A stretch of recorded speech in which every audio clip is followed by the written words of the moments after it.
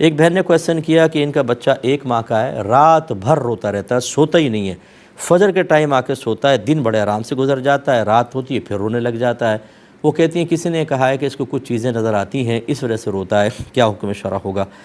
دیکھیں پہلی بات تو یہ کہ اس کو چیزیں نظر آتی ہیں، بچے نے بتایا کہ چیزیں نظر آتی ہیں، یہ اپنے پاس سے قیاس آرائی کر کے خواہ وسوسہ ڈال کر اپنی پوزیشن کلیئر کر کے اپنے آپ کو ثابت کرنے کی کوشش کرتے ہیں کہ ہمیں بڑی روحانیت جانتے ہیں، حالانکہ روحانیت کا مفہوم بھی نہیں پتہ ہوتا۔ آپ کسی اچھے ڈاکٹر سے رجوع کریں۔ بعض چیزیں ایسی ہوتی ہیں کہ ڈے کے اندر اثر انداز ہوتی ہیں، یعنی بیماریاں وغیرہ یا کوئی ماحول، اور بعض اوقات رات کے اندر ہوتا ہے۔ دیکھا کریں کوئی چونٹی وغیرہ تو اندر نہیں گھس گئی ہے، بعض اوقات اور بچے کے ساتھ مسائل ہوتے ہیں، یہ آپ کریں۔ ہاں یہ بھی اس کا میں انکار نہیں کر رہا ہوں کہ بعض اوقات جنات وغیرہ اثر انداز ہوتے ہیں اور تنگ کرتے ہیں، لیکن مطلب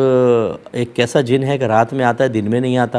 تو اس لیے پھر بھی حفظ ما تقدم کے طور پر آپ آیت الکرسی پڑھ کر، چاروں قل پڑھ کر بچے پر دم کیا کریں اور سویا کریں۔ لیکن اس طرح یقینی طور پہ کہنا کہ اس کو چیزیں نظر آ رہی ہوں گی تبھی ایسا ہی ہوا ہے، ان سے کیا ہوتا ہے کہ ہم قرآن و حدیث سے ہٹ جاتے ہیں، اور اس میں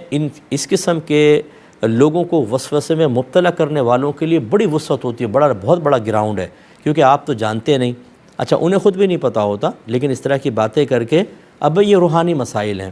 اب روحانی مسائل ہیں تو یہ ہیں روحانی اسکالر، اب ان کے پاس آ کر آپ ان سے ہدایات لیتے رہیں، اور پھر یہ صاف کہہ دیتے ہیں جو یہ علماء ظاہر ہے نا مسائل بتائیں، ان کو نہیں پتہ ہوتا، یہ فقیروں کو پتہ ہوتا ہے۔ ان ایسے فقیروں کو میرے سامنے لے کر آئیں، میں ان سے چند کویسچن کرتا ہوں اور ان کی روحانیت کا نہ ٹکڑے کر دیے تو آپ مجھے کہیے گا اللہ مجھے عجب و خود پسندی سے بچائے، میں ایک طالب علم ہوں، لیکن قرآن و حدیث کا علم اصل ہے۔ کہاں سے تم نے اپنے پاس سے چیزیں نکال کر لوگوں کو گمراہ کر رہے ہیں، وسوسوں میں مبتلا کرتے ہیں، انہیں اصل دین سے ہٹا دیا، ان کا اعتماد اللہ پہ نہیں رہا، رسول کی دعاؤں پر نہیں رہا، قرآن پہ نہیں، حدیث پہ، وہ آپ کو نجات دہندہ سمجھنا شروع ہو گئے۔ یہ کون سا آپ نے اپنے لیے ایک اسٹیج بنا کر کارنامہ کر لیا بہت بڑا؟ میدان محشر میں آپ پھنسیں گے۔ اچھا خود بیمار ہوں گے ڈاکٹر کے پاس پہنچ جائیں گے، اپنے بچے بیمار ہوں گے بیوی کہے گی خبردار جو اس کو دم درود کیا لے کے جاؤ سیدھے فلاں ہاسپٹل کے اندر، اچھا لے کے جا رہا ہوں۔ کیوں نہیں کر لیتے گھر کے اندر؟ نہ لے کے جائیں کسی کو بھی، روحانی علاج کریں اپنے گھر کے اندر۔ کوئی گھر والا جو سن رہے ہیں، جو ان کی فیملیز مجھے اگر سن رہی ہیں، اگر آپ کبھی بیمار ہوں بولو ادھر ہی علاج ہوگا، نہ تم جاؤ گے نہ ہم جائیں گے۔